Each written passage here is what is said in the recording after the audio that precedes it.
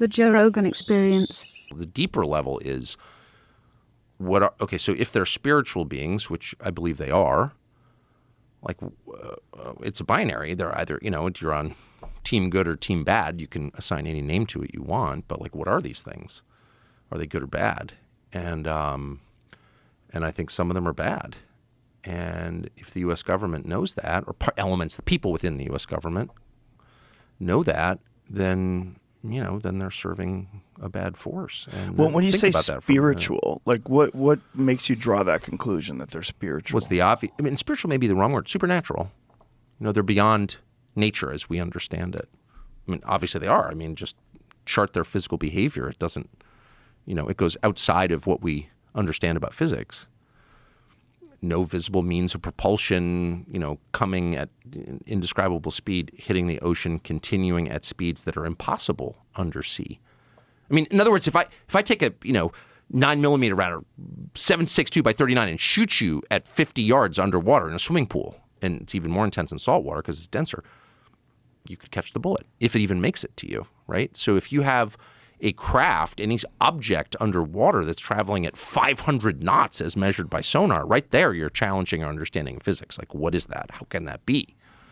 So yeah, they've tracked that. They've tracked things going 500 knots under the sea. Yeah, really. Yeah, much faster than any object can actually go undersea. For sure. Oh yeah, there's a lot of stuff going on underwater, and a lot. And there's video of these things coming out of the sky into the water and also emerging from the water. Right. Yeah. So it's all so blurry, though. I don't think it's the that transmedium video. Yeah, I don't think some of it's that blurry. I think some of it's crystal clear. We just don't have access to it? Is that what you mean? Yeah. Just we haven't seen it? Correct. So they have some stuff. For sure.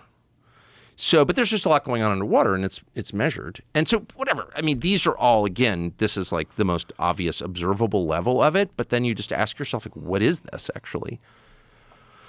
And, if there's been extensive knowledge of this for decades, like maybe 80 years at least, if not going back to the 30s, 90 years, to what end? So there are two possible explanations, obvious explanations. The first is the one you often hear, which is this is so heavy that if the public were to know about it, it would be just disruptive. It would be too scary. Like, you don't want to scare people for no good reason. There's nothing we can do about it. And you also don't want to suggest that, the U.S. military isn't capable of protecting the country, the homeland. And it does suggest that. If you can't control these objects in your airspace, and that's known, if they can't, that's known, okay? Then that suggests a limit to the power of the U.S. military, and you don't want to tell people that because then they won't believe that they're safe. I get it. But then there's a deeper level, which is like, okay, what's your relationship with these things? What is the U.S. government's relationship with these things? And there's evidence that there is a relationship and that it's a longstanding, and that raises like a lot of questions about intent. And so, like, what is that? And I just personally decided, and people have been hurt by these things. That's a fact. That's a fact. It's a knowable fact. It's a provable fact. And killed. And I'm not saying millions of people have been killed by whatever these things are, but people have been killed, and it's known because it's working its way through the courts out of the VA. So, I don't know, an object that is by definition supernatural, it's above the laws of nature as we understand them, and that has resulted in the deaths of people. We don't spend enough time thinking about like what that adds up to. Like, not good, actually, not good. How many people do you think have died from these things? I don't know, but I mean, And is it radiation sickness? Is it like what's the so cause the person of death? that I talked to, I interviewed someone who was a Stanford medical school professor who's out there and worth talking to, by the way. And you talking about Gary Nolan? That's exactly who I'm talking about. He's effectively an expert witness in these cases, so he's an expert in brain injury. Do you know him? Yeah. Yeah. Entirely credible person. Checks all the boxes that I care about. He's got patents, so he's like a lot of Stanford University professors. He's like independently rich. I mean, he flew to, I live in a remote place, and he flew to my place at his own expense because he wanted to tell his story. So he's got no profit motive here. He's the most highly credentialed person at the university, practically, at Stanford Medical School. We consider that a big deal. And he's worked on this for over 10 years, assessing the injuries to U.S. servicemen from being in close proximity to these objects or having contact with these objects. And his conclusion, as you know because you've talked to him, is that there's some kind of energy coming off here that scrambles people's brains or kills them. And it's not exactly radiation, at least in his telling to me. So anyway, but the point is, people have died. Yeah. And so, it does raise a lot of questions about, like, what the hell, right? What the hell?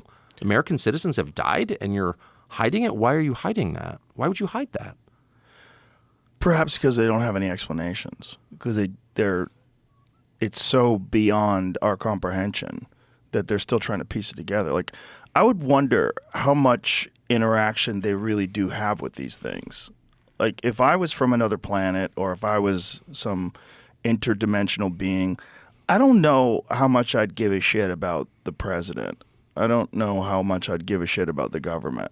I would probably look at this infantile race, this species, this bizarre territorial apes with thermonuclear weapons, this very weird species. I'd probably look at them as very chaotic, and I wouldn't really have much concern for who's running it, especially if they have the ability to travel at insane speeds and go undetected. And well, it depends. Like that. Okay, so the template that you're using to understand this is like science fiction, right? These are an advanced race of beings from somewhere else.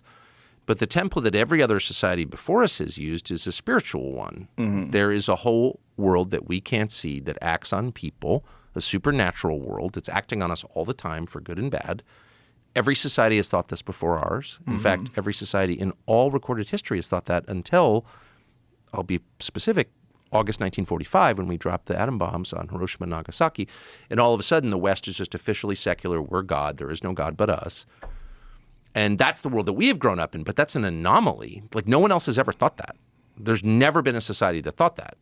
Every other society has assumed, and they've had all kinds of different explanations, and the details differ. But the core idea does not differ, never has differed from caves until now, that we're being acted on by spiritual forces at all times. And so to someone born before or living before 1945, I think it would have been much more obvious that this is the thing that every society has written about.